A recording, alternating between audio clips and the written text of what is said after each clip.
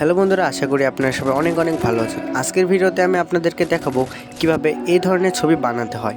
এই ধরনের ছবি বানানোর জন্য প্রথমে আমাদেরকে ছবির ব্যাকগ্রাউন্ড রিমুভ করতে হবে। এর জন্য সবচেয়ে ভালো অ্যাপ হলো ব্যাকগ্রাউন্ড রিমুভার। তো চলুন শুরু করা যাক। প্রথমে আমরা পিক্সেল অ্যাপে যাব। এরপরে আমরা ব্যাকগ্রাউন্ড দেওয়ার জন্য ব্যাকগ্রাউন্ডে ক্লিক করে আমরা সাদা কালার চয়েস করব। এরপরে আমরা লেখাটি ডিলিট করে দেব এবং আমরা প্লাস অপশনে ক্লিক করে টেক্সটে ক্লিক করে দেব এবং আমরা আমাদের ডিজাইনে যে লেখাটি লিখতে চাই সেই লেখাটি আমরা লিখে দেব। আমাদের লেখাটি লেখা শেষ হলে আমরা ওকেতে ক্লিক করব এবং আমরা সবার প্রথমে এই লেখাটি লাইন অনুসারে সেট করে দেব। এরপর আমরা নিচের এতে ক্লিক করে আমাদের লেখাগুলো প্রথমে কালার করে নেব। কালারে টিপ দিয়ে আমরা লাল কালার করে নেব। এরপরে আমরা ফন্টে ক্লিক করব, করে আমাদের পছন্দের একটি ফন্ট দিয়ে দেব। এরপরে ওকেতে ক্লিক করব। এরপর এটি উপরে সেট করে দেব এবং লেয়ারে গিয়ে আমরা এটা কপি করব। 5 বার কপি করব যাতে আমাদের এই কপিগুলো সিরিয়াল অনুযায়ী আমরা রাখতে পারি। তাহলে আমি সব সিরিয়াল অনুযায়ী রাখি।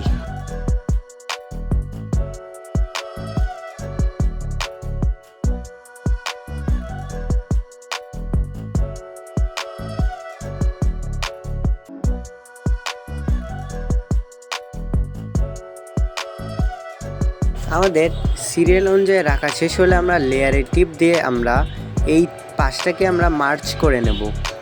মার্জ করা শেষে আমরা লেয়ারে ক্লিক করব। আবার লেয়ারে ক্লিক করে আমরা এটিকে কপি করে নিচের লাইনে রেখে দেব। আবার লেয়ারে ক্লিক করব এবং আবার কপি করব, কপি করে নিচের সারিতে রেখে দেব। আবার লেয়ারে ক্লিক করে আমরা টেক্সটটাকে কপি করব এবং নিচের সারিতে রেখে দেব।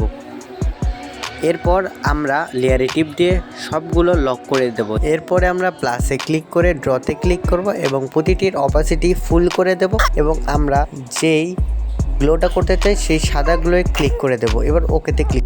এরপর আমরা সাইজ অনুযায়ী সঠিক জায়গায় এই গ্লো ইফেক্টটি আমরা রেখে দেব। এরপর লক করে দেব। এখন আমরা প্লাসে ক্লিক করে দেব এবং আমাদের সেই ব্যাকগ্রাউন্ড রিমুভ করা ইমেজটি আমরা নিয়ে নেব। এখন আমরা টিক মার্কে ক্লিক করে দেব এবং সাইজ অনুযায়ী আমরা এই ব্যাকগ্রাউন্ড রিমুভ ইমেজটিকে রেখে দেব। তাহলে আমাদের এই ছবিটি বানানো শেষ হবে। এরপর আমরা সেভ করার জন্য সেভ অ্যাজ ইমেজে টিপ দিয়ে আমরা এটাকে আলট্রা করে দেব এবং পিএনজি করে সেভ টু গ্যালারিতে টিপ দেব। তাহলেই আমাদের বানানো এই ছবিটি তৈরি হয়ে যাবে। এখন আমি আপনাদেরকে দেখাবো পরবর্তী ছবিটি কিভাবে বানাতে হয়। আগের মতো করে সব করতে হবে, শুধু আমরা পিছনের গ্লো ইফেক্টটি ডিলিট করে দেব এবং আমাদের ছবিটি আমরা চেঞ্জ করে দেব। আপনারা চাইলে নিজেদের ছবি দিয়েও করতে পারবেন। আমরা আমাদের সেই ছবিটি আমরা ঠিকমতো বসিয়ে দেব।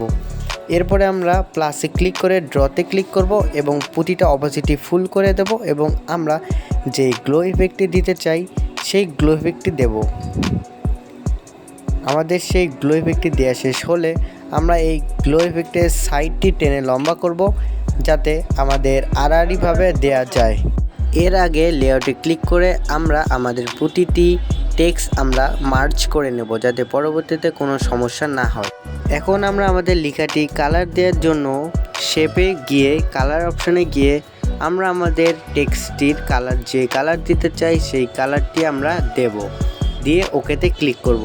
এরপর আমরা লেখাটি অথবা মানুষটাকে সামনে দেব অথবা লেখাটিকে আমরা পিছনে দেব। এরপর আমরা আমাদের ইমেজটি যেহেতু লড়ছে তাই আমরা লেয়ারে গিয়ে আমাদের ইমেজটি কপি করব। এরপর আমাদের এই শেপ বা গ্লোটাকে আমরা বাঁকা করে যেভাবে রাখতে চাই সেভাবে করে রাখব এবং আমরা নিচে দেওয়ার জন্য কপি করে নিচে দেব। নিচেরটাকে আবার আমরা লেয়ারে ক্লিক করে আবার কপি করব, কপি করে নিচে দিয়ে দেব। দেওয়ার পরে আবার আমরা লেআউটে গিয়ে আবার কপি করব এবং নিচের লাইনে দিয়ে দেব। দেওয়া শেষে আমরা আমাদের ইমেজটাকে সর্বপ্রথম দিয়ে দেব। তাহলেই আমাদের প্রায় সব কাজ শেষ হয়ে যায়। এখন আমাদের শুধু এই ছবিটিকে আমরা সেভ করব। আর সেভ করার জন্য আমরা সেভ অপশনে ক্লিক করব। এরপরে আমরা নিচেরটি আলটাতে ক্লিক করব এবং উপরেটি পিএনজিতে করে আমরা সেভ টু গ্যালারি করব।